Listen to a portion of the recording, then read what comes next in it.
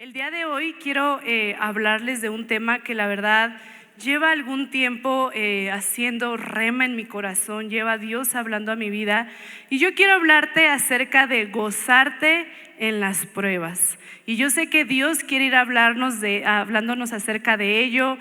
Chuchu y Sharon nos mencionaban, ¿verdad? Acerca de Noemí, acerca de qué hacer en las pruebas, en las adversidades.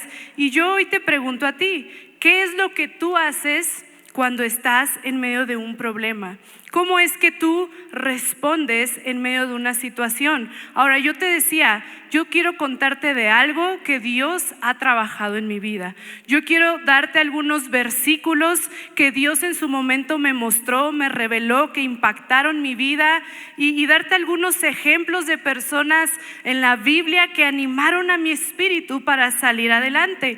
¿Por qué te lo digo? Porque hace 3 años y medio aproximadamente comencé a tener un problema con mi espalda. De repente empecé a tener algunos dolores, y que era la ciática y que la lumbalgia. La verdad no sabíamos qué era, pero el dolor era muy fuerte. Pero la verdad fue algo que dejamos pasar. Digo dejamos porque pues mis papás también era como, no, pues descansa, una pastillita, pomadita, se quita, pasará. Pero entonces pues el problema fue haciéndose más grande, más doloroso. Ya llegaba el punto donde ya no podía moverme bien, ya no podía caminar bien, tenía que caminar como de puntita con un pie porque no podía estirar la pierna. De repente ya no podía dormir bien porque yo me muevo mucho, y cada que yo me movía me despertaba del dolor. Y entonces, bueno, ahí ya mis papás comenzaron a preocuparse un poquito, y yo también decía, bueno, ¿qué está pasando? O sea, no sabía qué hacer. Y de repente entra la pandemia, estábamos en la pandemia, a mí me da COVID, y estar en cama 2 semanas encerrada sin poder pues hacer mucho empeora mi situación, al grado que de repente yo estornudaba, y del esfuerzo de estornudar rápido tenía que agarrarme de algo porque la fuerza en mis piernas se iba y yo me caía al piso y quedaba unos segundos en el piso porque pues no sentía las piernas, ¿verdad? Ya después recuperaba todo, ya me paraba con mucho dolor, dificultad, y pues seguía caminando, ¿no? Entonces las primeras veces que me caí, obviamente pues mis papás ya se preocuparon, y entonces dijeron, no, ya vamos a ir al médico. Conseguimos ir a un ortopedista, y bueno, te cuento la historia en breve. Porque llegamos al ortopedista, me mandan a hacer una resonancia, y cuando la van a ver yo iba segura, y yo dije, ok, Dios es el Dios de milagros, Dios es mi sanador, entonces yo voy a llegar y el ortopedista me va a decir, no te preocupes, con unas pastillitas y un masajito se te va a quitar, una tronadita, ya quedaste, ¿no? Entonces yo iba segura, aferrándome a las promesas de Dios, porque yo decía, Dios es mi sanador y Dios va a hacer un milagro y todo. Y recuerdo que fui con mi papá al hospital, llegamos, entramos, y el ortopedista nos dice, siéntense aquí, y se va un poquito más para adelante y pone mis estudios en una, pues no sé, como en una cosita con luz, ¿no? Para ver bien los estudios, no sé cómo se llame. Y entonces de repente escucho que dice, wow, qué grave está esto. Y entonces en ese momento yo me paralicé, ¿no? Y de repente lo siguiente que él dice es, ¿cómo puede ser posible que esta niña esté caminando?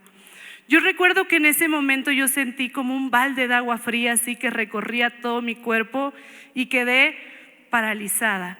El doctor empezó a hablar con mi papá, conmigo, a decir cosas, y por 5 minutos yo no escuché nada de lo que él dijo, no entendí nada, porque yo estaba choqueada, bloqueada.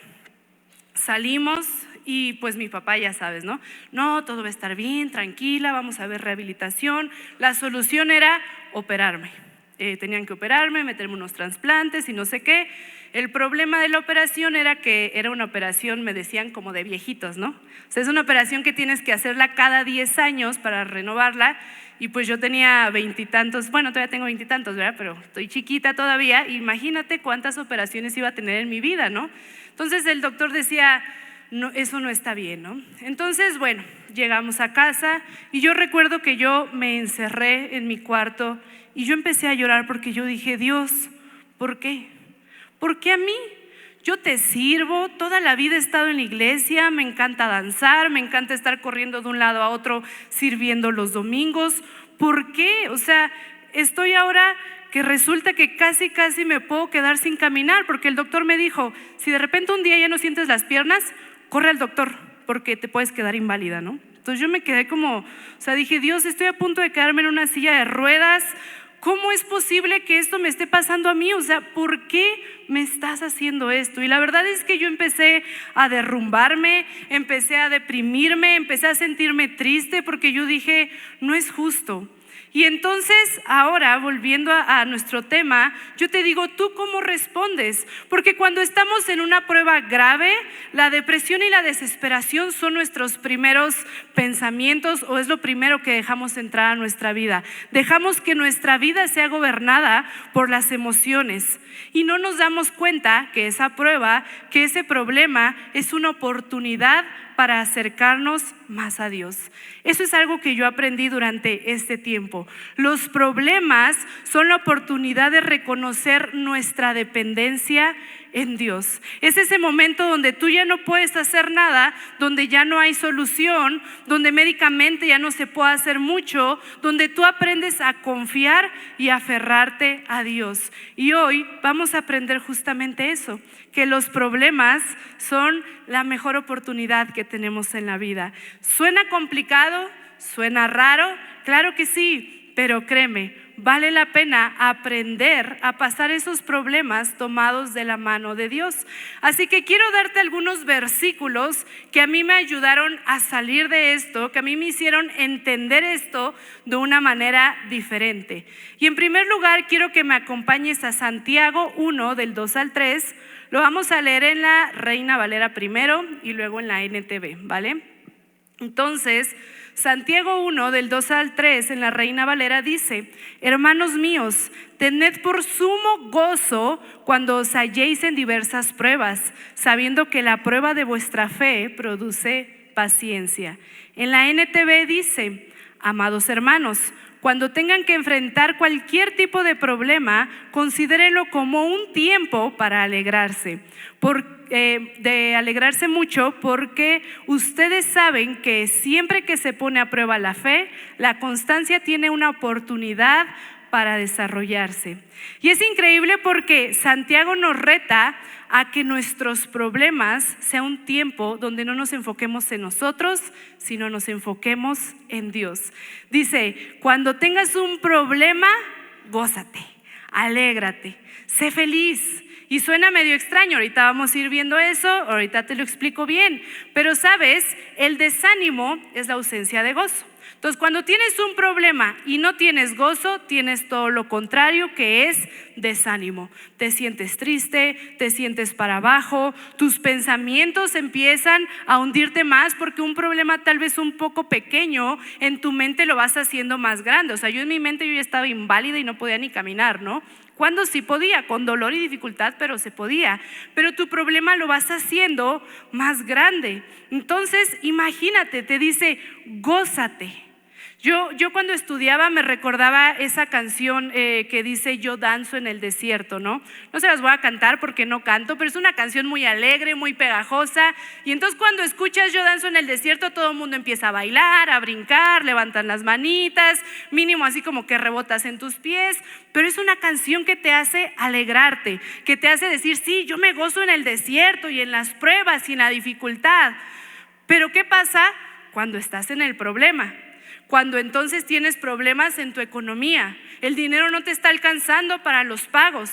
¿Qué pasa cuando tu diagnóstico, el doctor te da un diagnóstico negativo? ¿O qué pasa cuando tu cónyuge te abandona, te enteras que te ha engañado? Cuando tu hijo tiene un accidente o se va de la casa.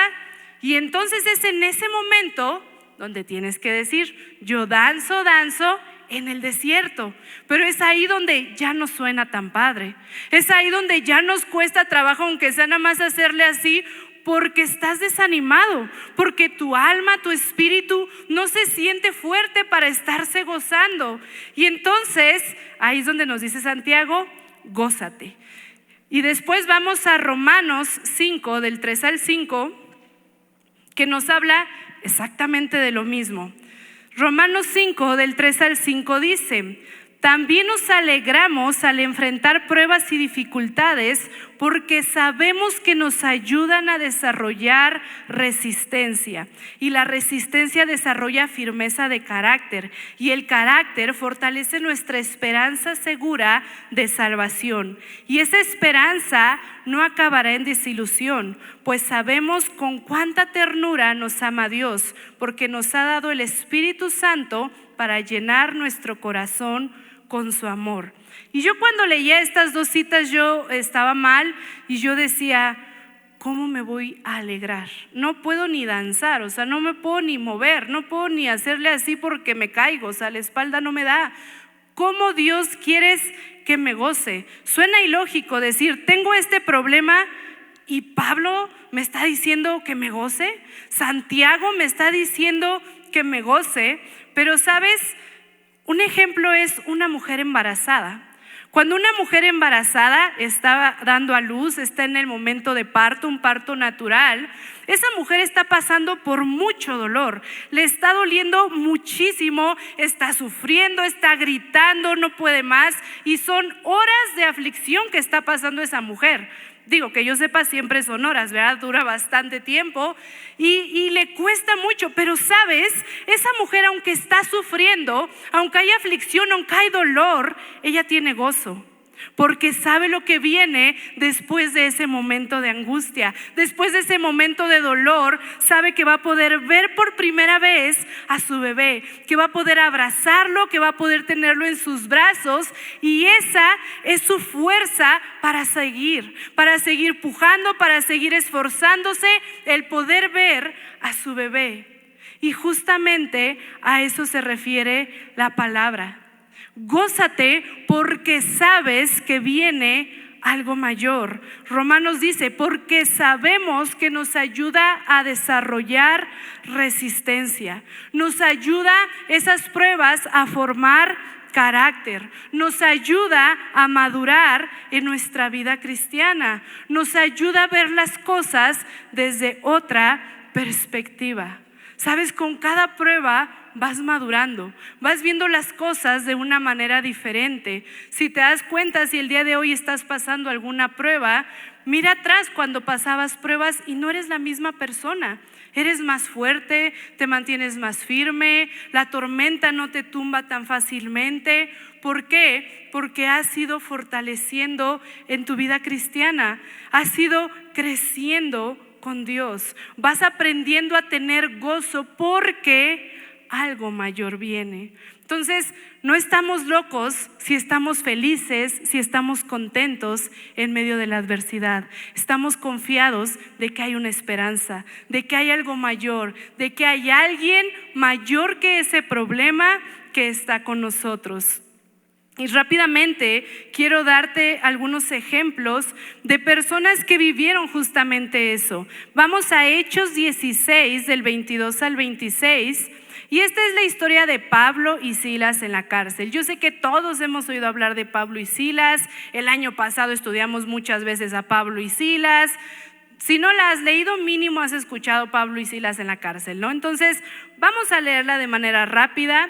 Hechos 16, del 22 al 26, y dice: y se agolpó el pueblo contra ellos y los magistrados, rasgándoles las ropas, ordenaron azotarles con varas. Después de haberles azotado mucho, los echaron en la cárcel, mandando al carcelero que los guardase con seguridad, el cual, recibido este mandato, los metió en el calabozo de más adentro y les aseguró los pies en el cepo. Pero a medianoche, orando Pablo y Silas, cantaban himnos a Dios, y los presos los oían.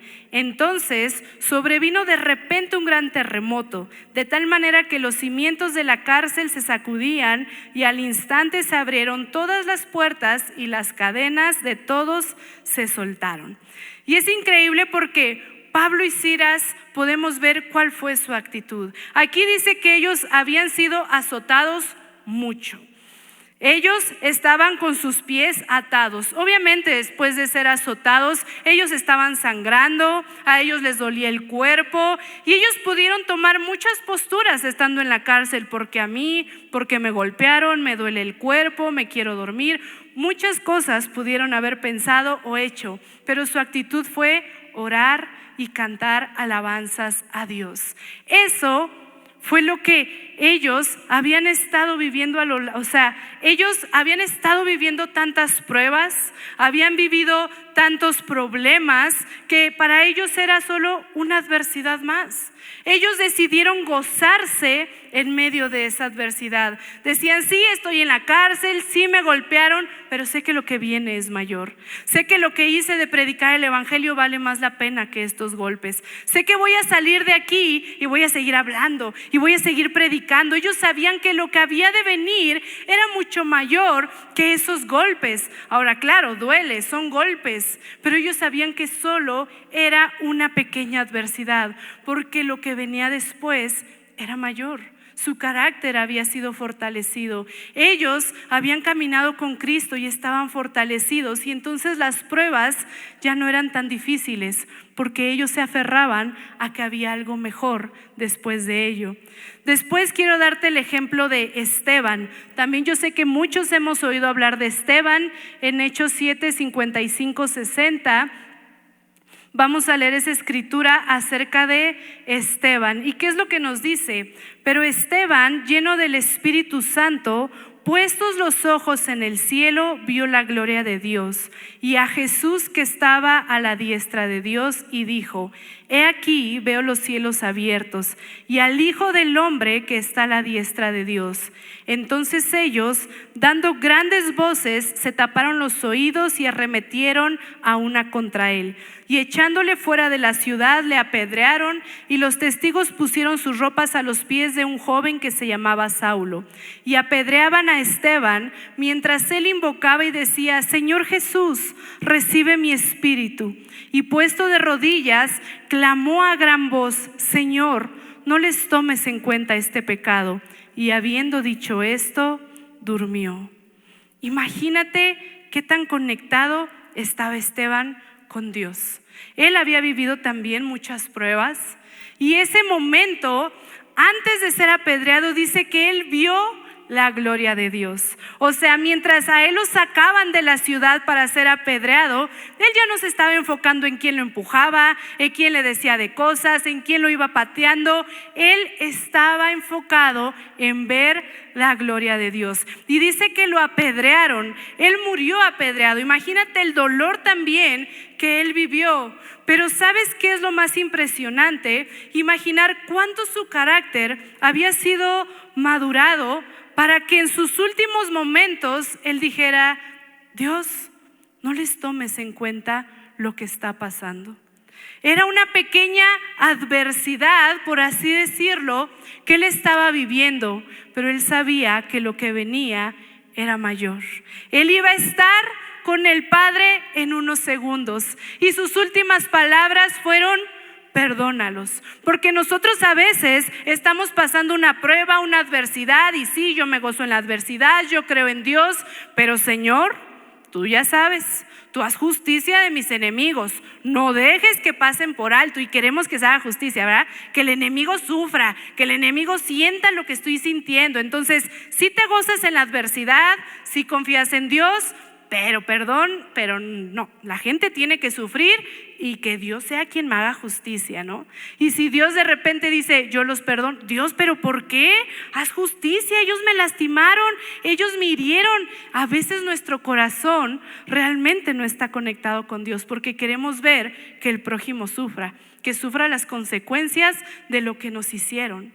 Pero Esteban, estando en ese momento, él dijo: perdónalos. Él sabía que era una pequeña tribulación y sabía que lo que venía adelante era mejor, que era estar en la presencia de Dios, pero él dio un paso más y él dijo: perdónalos.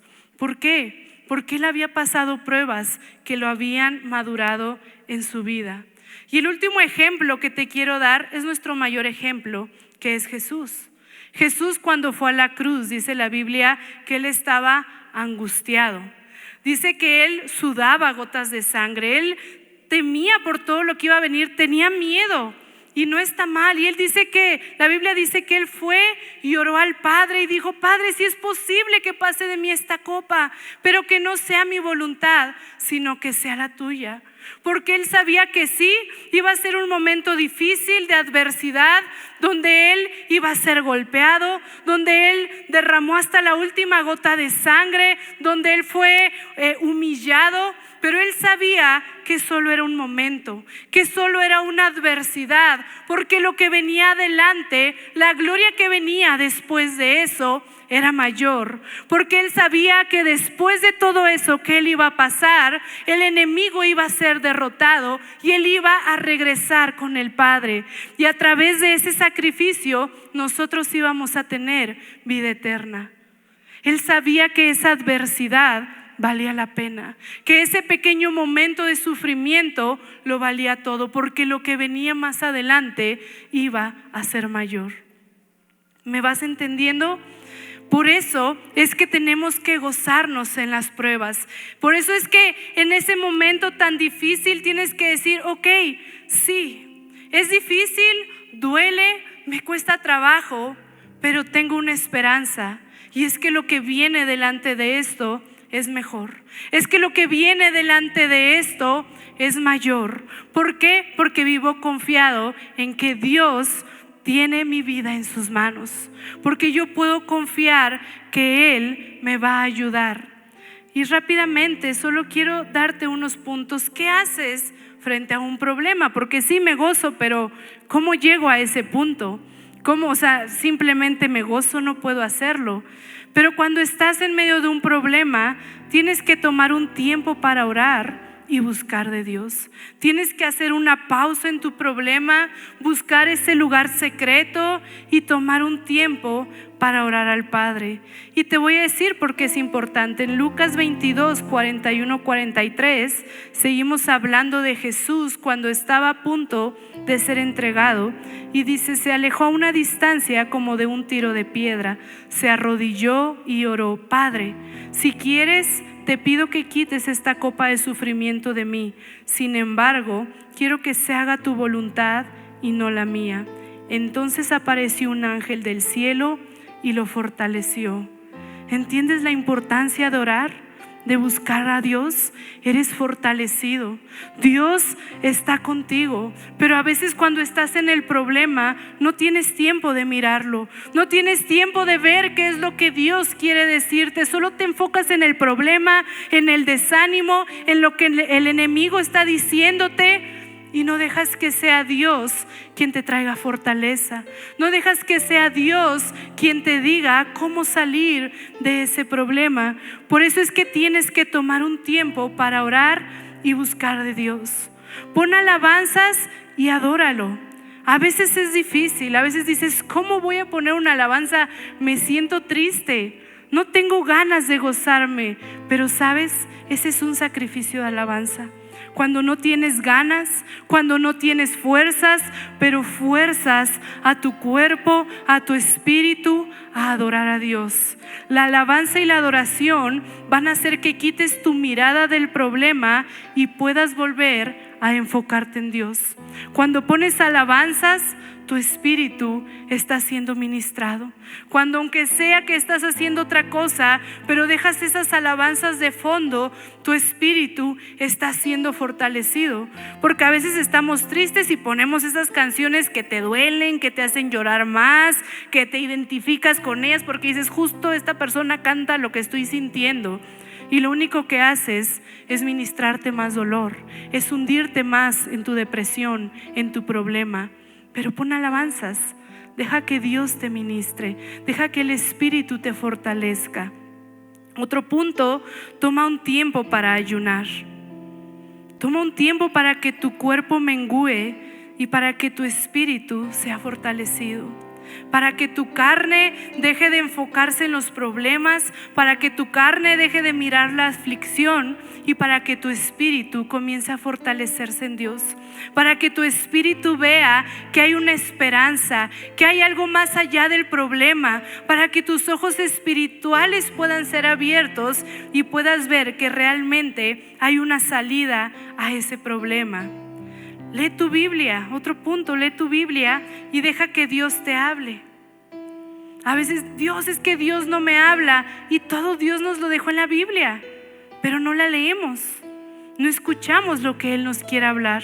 A veces cuando estás en un problema, ninguna cita bíblica se te viene, nada de la Biblia se te viene porque estás bloqueado, tu mente está bloqueada, no sabes qué hacer, no sabes qué pensar. Pero cuando abres la palabra, cuando te conectas con Dios, ahí viene la respuesta. Muchas veces la lees y dices, aquí estaba la respuesta. O encuentras la fortaleza, encuentras citas como las que leímos que dice, gózate porque algo mayor viene. Gózate porque en Él hay salvación. Puedes encontrar personas de la Biblia como Esteban y decir, wow, yo quiero ver la gloria de Dios en medio de mi problema. Por eso es importante leer la Biblia. Y rodéate de personas que te acerquen a Dios. Que cuando te sientas frustrado, preocupado, desanimado, hoy no quiero ir a la iglesia, hoy no me siento con fuerzas, que sean esas personas las que te animen a ir. Yo paso por ti, yo te ayudo, yo voy a estar orando por ti. Que sean personas que te manden citas bíblicas, personas que sabes que van a estar orando por ti. Porque a veces pasamos un problema y nos lo callamos para nosotros. Este es mi problema, que nadie se entere, porque van a ver que soy débil, porque se van a dar cuenta que tengo problemas, que soy humano, y no le contamos a nadie lo que estamos pasando. Pero ¿sabes? Cuando estás en un problema, necesitas gente que te apoye, que te cubra en oración, que te anime, que te digan tú puedes, que te recuerden esas promesas de Dios. Necesitamos rodearnos de gente que nos acerque más a Dios, que ellos sean los que nos levante. La Biblia dice que no andará uno solo, es mejor que estén dos, porque si uno cae, el otro lo levanta. Y eso pasa cuando tenemos problemas. Caemos y necesitamos de alguien que los levante, necesitamos de alguien que nos anime. Y rodéate de personas que te animen. Tal vez no toda la gente a tu alrededor es cristiana, tal vez no toda la gente a tu alrededor es gente que te va a acercar a Dios, pero mínimo que sea gente que te anime. Que no sea alguien que le dices, me duele la cabeza, fíjate que a mi abuelita le dolía la cabeza y se murió, ¿sí? En 2 días ya se murió. Y esa gente solamente te mete más miedo, solamente hace que tu espíritu sea afligido. Es gente que solo ve las cosas negativas y que te hace ver desde una perspectiva negativa. Júntate con personas que te animen, que te digan tú puedes, no pasa nada. Yo empecé a ir a terapia y mi fisioterapeuta no es cristiana, sin embargo es una persona muy alegre. Y desde el día que yo llegué ahí con todos mis miedos, mis temores, pasa esto, el otro, ella me dijo, no pasa nada, vas a estar bien. Y yo, no, pero es que van a operar. No te van a operar, tú tranquila, no, ya, y si no, no pasa nada, te corto una pierna y ya, ¿no? Y yo, ok, pero su forma de ser tan alegre me animaba, me hacía reír, me hacía saber que había esperanza. Y junto con ello, la gente que me acercaba a Dios, que cuando había días que no podía caminar, me decían, agárrate de mi brazo, yo te ayudo, yo te animo, yo te mando una cita bíblica, ¿cómo estás? Es esa gente la que te fortalece. Pero junto con ello, tú tienes que buscar de Dios, tienes que leer tu palabra, su palabra, tienes que estar conectado a Él, tienes que ser sensible a lo que Él quiere hablarte. Así que en medio de las pruebas, en medio de la adversidad, tienes que gozarte. Cuando pasas una tribulación, tienes que aprender a dejar de ver el problema y ver lo que viene por delante. Nuestra perspectiva ante un problema va a determinar nuestro futuro. Las acciones que tomes te van a definir, o tú te vas a definir por las acciones que tomes. Yo sé que te quedaste como, ¿qué? Te lo voy a decir de nuevo. Las acciones que tomes te van a definir, o tú te vas a definir por las acciones que tomes. Vas a dejar que tus emociones te guíen y después vas a dejar que eso tome el rumbo de tu vida, o vas a poner un alto y vas a dejar que sea Dios quien guíe tu vida, que tú decidas las acciones que vas a tomar, porque dejas que Dios decida el camino que debes tomar. Así que yo te invito a que puedas cerrar tus ojos. Y si tú estás pasando por un momento de adversidad, por una aflicción, que en esta hora tú puedas entregarla a Dios. Que tú puedas decirle: Dios, tú conoces el problema que yo estoy pasando. Tú conoces mi aflicción, Señor. Tal vez he llorado, he derramado lágrimas, me he sentido frustrado, me he sentido cansado porque no encuentro la solución a este problema.